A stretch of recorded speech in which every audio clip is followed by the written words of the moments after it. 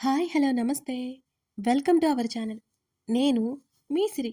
ఈరోజు కథలోకి వెళ్ళే ముందు వీడియోని లైక్ చేసి, హైప్ చేయడం మర్చిపోకండి. ఇక కథలోకి వెళ్ళిపోదాం. ఏకాంత మంత్రం పార్ట్ 18. సాహితీ చెప్పే విషయం కోసం ఎదురు చూస్తున్నాడు అర్జున్. తనొక అతన్ని ఇష్టపడుతోంది అర్జున్ అంది సాహితి. అతను రిజెక్ట్ చేశాడా అని అర్జున్ ప్రశ్నించాడు. "ఊహుం, కాదు, అతనికి ఇంకా ప్రేమ విషయం చెప్పలేదు. చెప్పాలంటే భయపడుతోంది" అని కళ్ళు దించి చెప్పింది సాహితి. దాంట్లో ఏముంది సాహి? ఒకవేళ అతనేమైనా అందుబాటులో లేకపోతే, ఇంకొన్ని రోజులు టైం తీసుకోమని చెప్పు అన్నాడు అర్జున్. అది కాదు అర్జున్. తన ఫ్రెండ్ అతను. ప్రేమ విషయం చెప్పాక అతనికి ఇష్టం లేకపోతే ఎక్కడ కాదు అంటాడేమోనని భయపడుతోంది. తన్ని పొరపాటుగా ఎక్కడ తప్పుగా అర్థం చేసుకుంటాడేనని అసలు భయపడి అతనికి చెప్పట్లేదు అంది సాహితి. 2 సెకండ్లు మౌనంగా ఉండి, సాహి, నాకు ఈ ప్రేమల గురించి పెద్దగా తెలీదు. ముందైతే ఆ అమ్మాయి మనసులో ఏముందో అతనికి తెలియజేయమని చెప్పు. ఒకవేళ నోటితో చెప్పలేకపోయినా చేతులతో అతని మీద ప్రేమ వ్యక్తం చేయమని చెప్పు. ఎటువంటి ఆటంకాలే లేకపోతే డైరెక్ట్‌గా చెప్పేయమని చెప్పు. ఆలస్యం చేయొచ్చు కానీ అతి ఆలస్యం కూడా మంచిది కాదు. మంచి సమయం చూసుకొని అతనికి తెలియజేయమని చెప్పు అని అర్జున్ ఇంకా చెప్పబోతుంటే అతని మాటలను మధ్యలోనే కట్ చేస్తూ, అతడు కాదంటే అని వణికే గొంతుతో అడిగింది సాహితి. కాదంటే ఏముంది సాహి? అంతకన్నా మంచివాళ్ళు మన లైఫ్‌లోకి వస్తారు. వాళ్ళని తలుచుకుంటూ కూర్చుంటామా ఏంటి? ప్రేమ, దీన్ని మర్చిపోవడం కష్టమే. అలాగని అది లేకపోతే లైఫ్‌లో ఏం లేదనుకోవడం కూడా మూర్ఖత్వం. ఆ ప్రేమ నుంచి బయటపడడానికి బోలెడన్ని దారులు ఉంటాయి. ఎట్టి పరిస్థితుల్లో నిరుత్సాహపడకూడదు అని అర్జున్ అన్నాడు. అయితే చెప్పమంటావా అర్జున్? అంది సాహితి. ఏంటి? అదే నా ఫ్రెండ్‌కి. సాహితి తడబడింది. హ్మ్. ముందు అతని మనసులో ఏముందో తెలుసుకుంటేనే కదా ఏం చేయాలి అనేది అర్థమవుతుంది సాహి. మొదట అతనికి మాటలతో కాకుండా చేతలతో కూడా ప్రేమ చూపించొచ్చు. తన ప్రేమను తెలియజేసే మార్గాలు ఎంచుకోమని చెప్పు. ఆ తర్వాత మెల్లిగా చెప్పేస్తే సరే అని భుజాలు కదిలించాడు అర్జున్. చాలా మామూలుగా. నీకేం, నువ్వు ఎన్నైనా చెప్తావు అర్జున్ అని లోలోపల అనుకోబోయి పైగా అనేసింది సాహితి. గబుక్కున ఆమె నాలుక ఖర్చుకుంది. ఆ సిచ్యువేషన్లో ఉంటే ఎవరికైనా కంగారుగా ఉంటుంది సాహి. కానీ అంతకంటే వేరే ఆప్షన్ లేదు కదా. పెదవి విరిచాడు. "ఉమ్, చెప్తాను తనతో. సరే, ఇక ఆ విషయం గురించి ఎక్కువ ఆలోచించకు. పెయిన్ కొంచెమైనా తగ్గిందా?" అంటూ ఆమె కాలు వైపు చూశాడు. కొంచెం బెటర్, కష్టంగా నవ్వింది సాహి. వెళ్ళొస్తాను. బెడ్ మీద నుంచి పైకి లేచాడు అర్జున్. అప్పటి వరకు అతన్ని పట్టుకునే చెయ్యి అలాగే ఉంది. అతను మెల్లిగా విడిపించుకుంటుంటే కష్టంగా కన్నీళ్ళు ఆపుకుంటూ, జాగ్రత్త అర్జున్.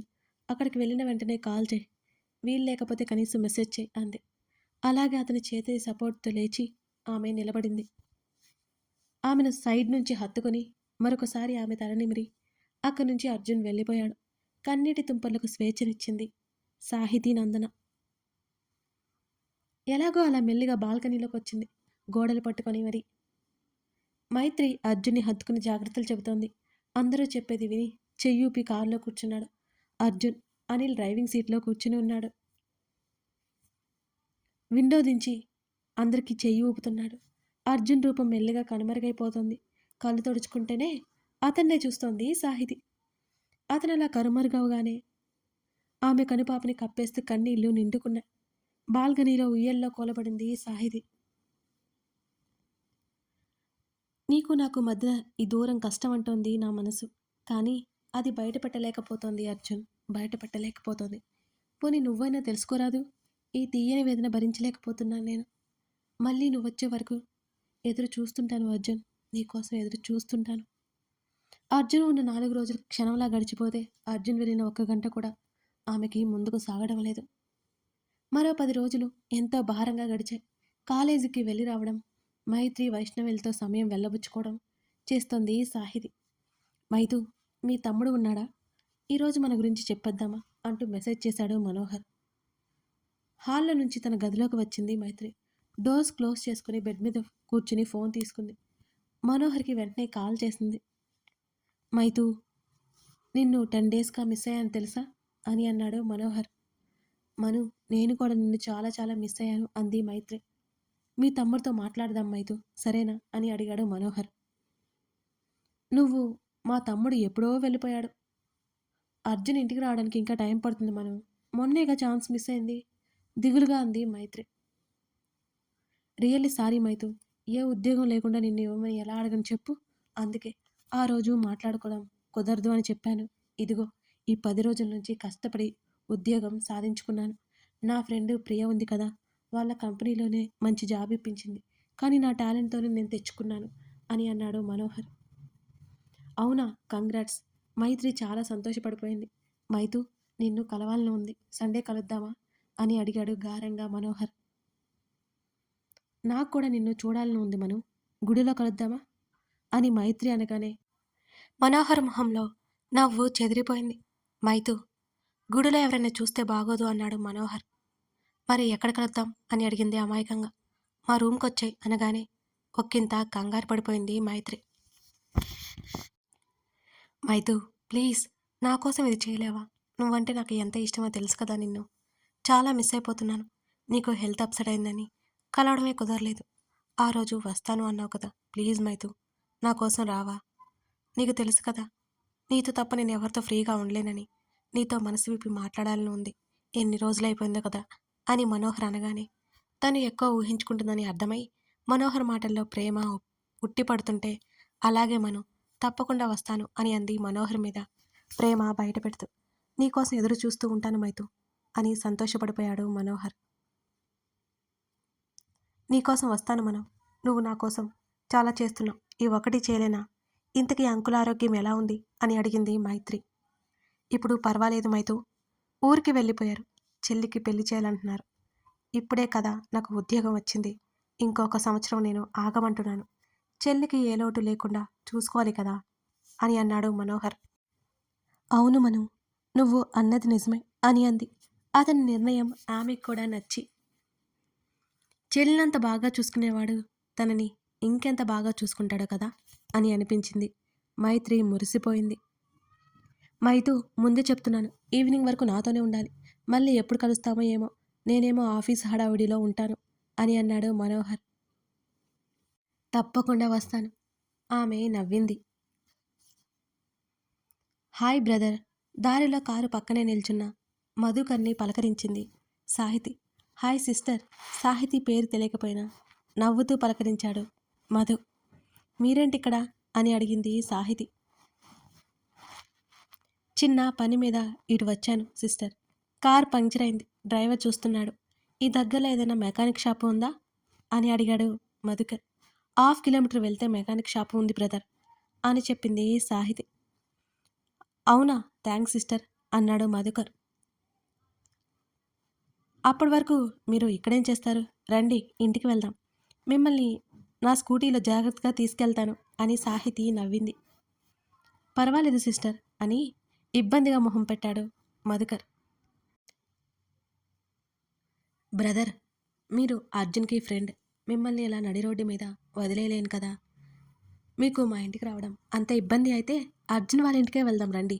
ఆంటీ ఉన్నారు, మైతో ఉంది, అంకుల్ కూడా వచ్చేస్తారు. ఇంకేమైంది అని అంది సాహితి. మైత్రి గురించి చెప్పగానే మధుకర్ కళ్ళు ఒక్కసారిగా వెలిగిపోయాయి.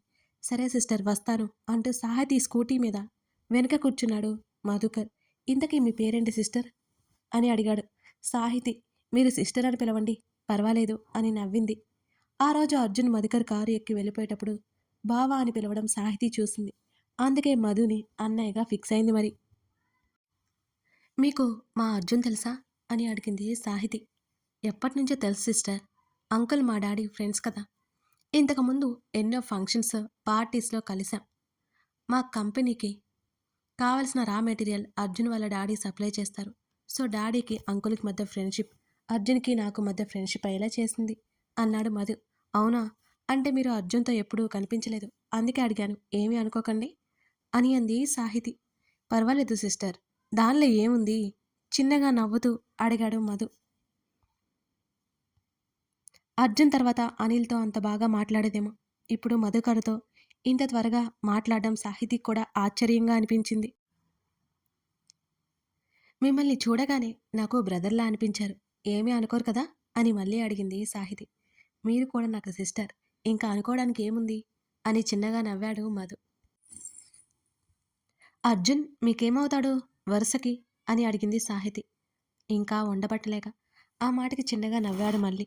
అర్జున్ మీద సాహితి ఇంట్రెస్ట్ అతను కనిపెట్టేశాడు. బావ అవుతాడు వాడు తలుచుకుంటే అన్నాడు మధు.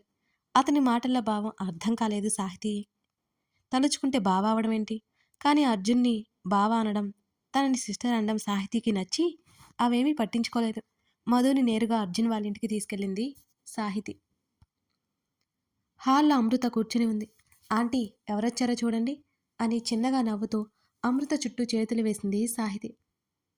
ఎదురుగా ఉన్న మధుని చూసి, మధు నువ్వా, రారారా అంటూ సోఫాలో కూర్చోబెట్టింది అమృత. చిన్నగా నవ్వి కూర్చున్నాడు అతను. ఆంటీ అంకుల్ ఇంకా ఇంటికి రాలేదా అని అడిగాడు. లేదు మధు, ఆయన వచ్చేసరికి చాలా ఆలస్యం అవుతుంది కదా ఈ మధ్య. సాహి వెళ్ళి మైతుని పిలుచుకురాపో అని అంది అమృత. అలా అనగానే అర్థం కాక అయోమయంగా చూసింది. ఎందుకంటీ ఏదైనా పని ఉందా అని అడిగింది. అదేం లేదు సాహి, మైతు కాఫీ అడిగింది.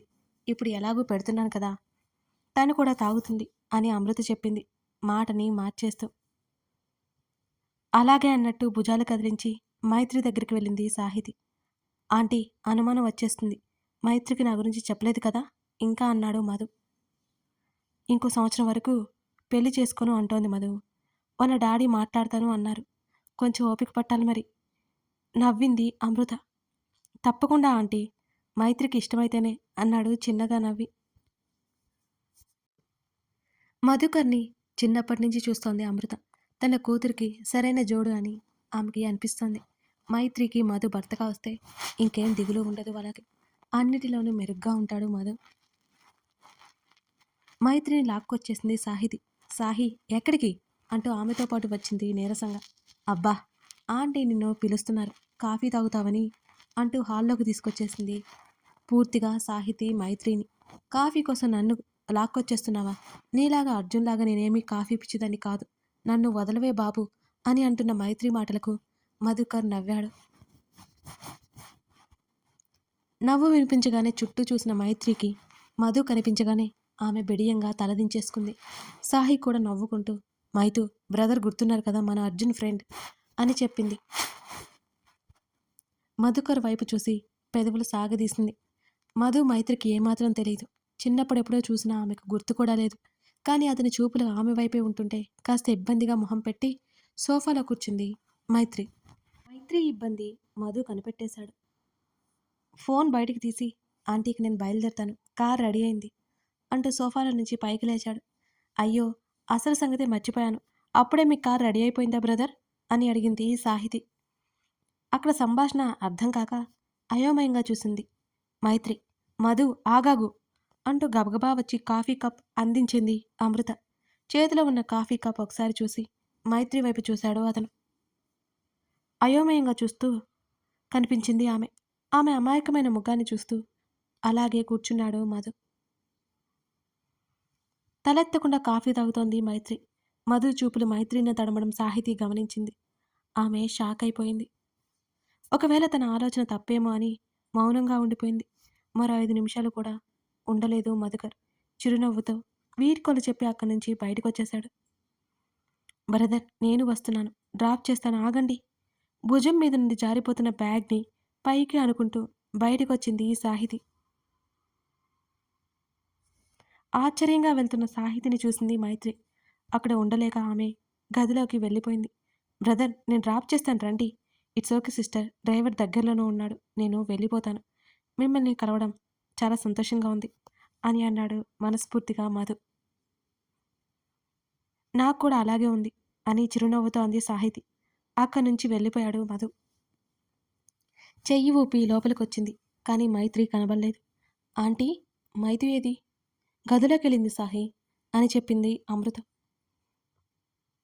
తనకొచ్చిన డౌట్ నిజమో కాదో అని అమృతని అడగాలి అని అనుకుంది సాహితి. ఆంటీ మిమ్మల్ని ఒక విషయం అడగనా అని పక్కన కూర్చొని అమృత చేతిని పట్టుకుంది సాహితి. చెప్పు సాహి అని అంది అయోమయంగా చూస్తూ. ఇందాక వచ్చారు కదా మధు గారు అని సాహితి మెల్లగా అడిగింది. ఆ అవును, ఏమైంది అంది అమృత.